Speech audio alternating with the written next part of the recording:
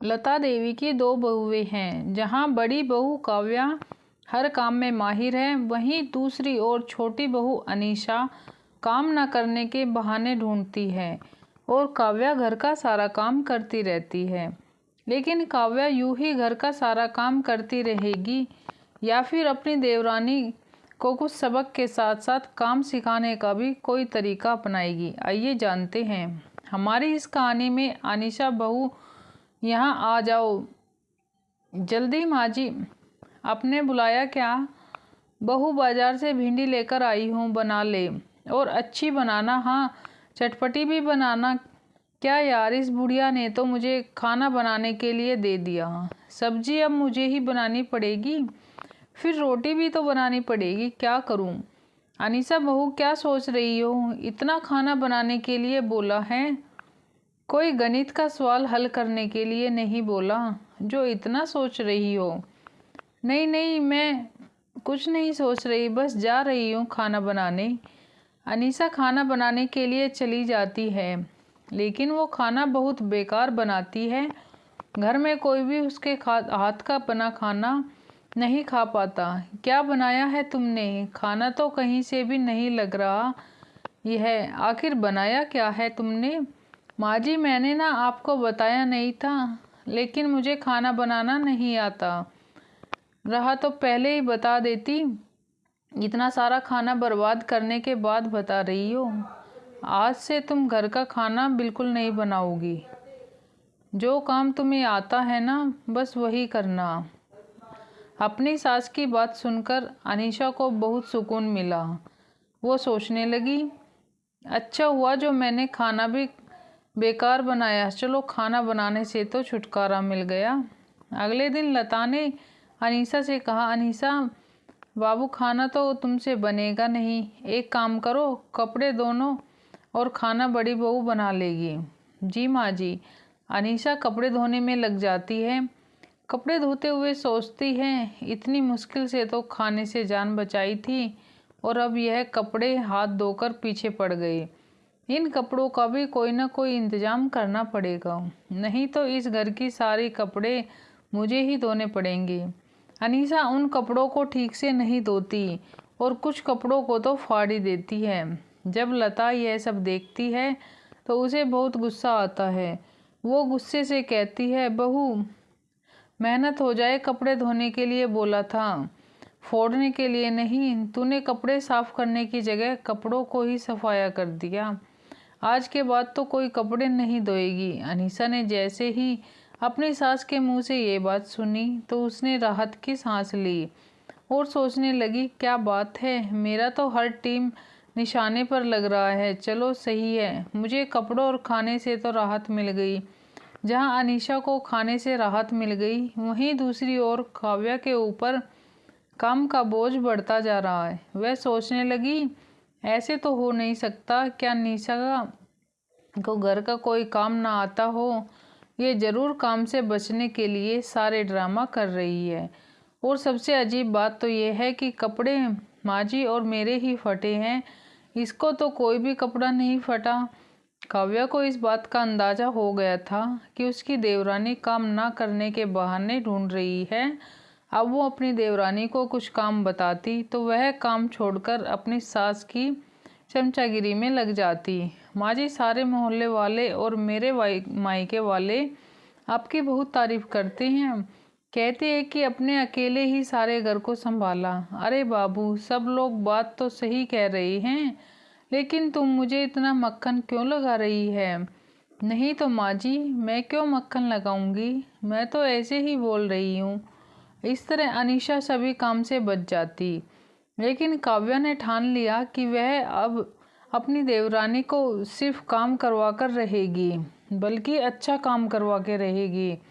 इस तरह कई दिन बीत गए। काव्या अकेले ही सारे घर का काम करती है।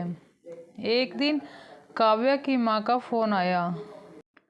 वो अपनी माँ से बात कर रही थी और अनीशा कान लगाकर उन दोनों की बातें सुनने लगी। क्या उमा, बहुत दिनों के बाद फ़ोन किया? अरे बेटी, तुम्हारे पास तो टाइम ही नहीं होता, इसलिए मैं भी तुमसे बात नहीं कर पाती। ये पता ससुराल में सब कैसे हैं? तेरी सास ठीक है ना?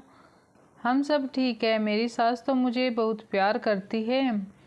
उन्होंने मुझे अपना खानदानी हार भी दिया है। लेकिन बेटी, उन्होंने वो हार तुझे ही क्यों दिया? एक बहू और भी तो है ना घर में, उसे क्यों नहीं दिया? मम्मा ने सॉरी, घर का काम अकेले करती हूँ और खाना भी बहुत अच्छा बनाती हूँ। मेरी देवरानी को कुछ भी नहीं आता, वो छोटे मोटे काम भी नहीं कर सकती, इसलिए मेरी सास ने खुश होकर वो हार मुझे दे दिया। और अभी तो बहुत सारी चीज़ें हैं जो मेरी सास मुझे देने वाली है। ये तो बहुत अच्छी बात है बेटा। तू ना बस अपनी सास की इसी तरह से सेवा कर। हाँ चल, फ़ोन रखती हूँ। ये सारी बातें अनीसा ने सुन ली। जेठानी जी तो बहुत चालाक निकली। उन्होंने माँ जी की सेवा करके, घर का काम करके खानदानी हार ले लिया और मैं सिर्फ चमचागिरी करने में ही लगी रही। अब मैं भी घर का सारा काम करूँगी और माँ जी का दिल जीत के रहूँगी। अनीसा ने ये सोच ही रही थी। तूने करेले बहुत अच्छे बनाए, कहाँ से सीखे? सच में समझ में नहीं आ रहा है। जो लड़की चाय नहीं बना सकती, उसने करेले कैसे बना लिए? बाय बाय इंटरनेट ने। भाभी, आजकल ना इंटरनेट से कुछ भी सीख सकते हैं। बड़ी जल्दी सीख रही हूँ। अच्छी बात है। काव्या वहाँ से चली जाती है। इसी तरह अगली सुबह जब लता और काव्या सोकर भी नहीं उठ पाई थी, उससे पहले अनीसा ने घर के सारे कपड़े धो दिए। जब लता और काव्या ने ये सब देखा तो बहुत हैरान रह गई। अरे बहुत, तूने कपड़ा क्यों धोए? पता नहीं कितने कपड़े फाड़े होंगे तुमने। माँ जी देख लीजिए, एक भी कपड़ा नहीं फाड़ा। मैंने सारे कपड़े सही सलामत हैं और साफ भी धोए हैं। लता ध्यान से एक एक करके सारे कपड़े देखती। तभी उसकी सास बोली, काव्या बहू, मैं आज करेले लेकर आई हूँ, तुम बहुत अच्छे बनाती हो ना। माँ जी, आप भाभी के हाथ का खाना तो बहुत बार खा चुकी हो, आज मेरे हाथ का खाना खाकर देखिए, मैं भी करेले बहुत अच्छे बनाती हूँ। मम्मा तो बनाएगी तो सब्जी खाने के लायक भी नहीं बनेगी। करेला बनाना हर किसी के बस की बात नहीं है। अरे तो दाल भी नहीं बना पाती, करेले का क्या बनाएगी? हाँ माँ जी, मुझे एक बार बनाने तो दीजिए, अच्छे बनाऊंगी पक्का। अनीसा अपनी सास के हाथ से करेले लेकर गई और उसे बनाने लगी। लता को लग रहा था कि वो करेले अच्छे नहीं बना पाएगी, लेकिन जैसे ही लता और काव्या ने करेले खाए तो दोनों को बहुत स्वादिष्ट लगे। कभी लता ने कहा बहू है और कहती है, अरे बहू, कपड़े तो बहुत साफ सुथरे तो है। तुमने माँ जी की अनीशा काम तो सारा कर लेती है, वो भी अच्छी तरह से। क्यों अनीसा, अच्छा है ना? भाभी आपकी मदद हो जाएगी और दिन भर काम में लगी रहती हो, मुझे अच्छा नहीं लगता। अब अनीसा हर रोज़ खुश होकर सारे घर का काम करती है, साथ साथ अपनी सास की सेवा भी करती है। लता को समझ में नहीं आ रहा था कि उसकी छोटी बहू को आखिर इतनी जल्दी बदल कैसे गई, लेकिन काव्या कुछ पता था कि उसकी देवरानी में इतना परिवर्तन कैसे आ गया। तभी काव्या ने अपनी माँ को फ़ोन किया। अरे बेटी, आजकल तो जब मर्जी कॉल कर लेती है, मुझे घर का सारा काम मेरी देवरानी करती है, इसलिए मैं फ्री रहती हूँ। अच्छा, तो तुम्हें जो तरीका अपनाया था वो काम कर गया? मोटा काम कर गया और तीर सीधा निशाने पर लगा। अब तो मेरे पास समय ही समय है। बेटा, इसका मतलब ये है कि तेरी देवरानी को काम तो सब कुछ आता था, लेकिन वो जानबूझकर काम करने के तरीके ढूंढती थी। हाँ माँ, लेकिन उसे यह नहीं पता था कि मैं भी उसकी जेठानी हूँ, उस पर भावी पड़ूंगी। अब से वही घर का काम करेगी। चलो माँ, मैं रात को कॉल करती हूँ। इस तरह जेठानी अपनी देवरानी पर भारी पड़ गई। अनीसा लालच में ही सही सारे घर का काम करती और काव्या आराम करती। ये रात सिर्फ काव्या को पता था कि उसकी सास ने उसे कोई और नहीं दिया, कोई हार नहीं दिया, और अब तो आपको भी पता चल गया। तो आज की कहानी आपको कैसी लगी कमेंट करके ज़रूर बताना।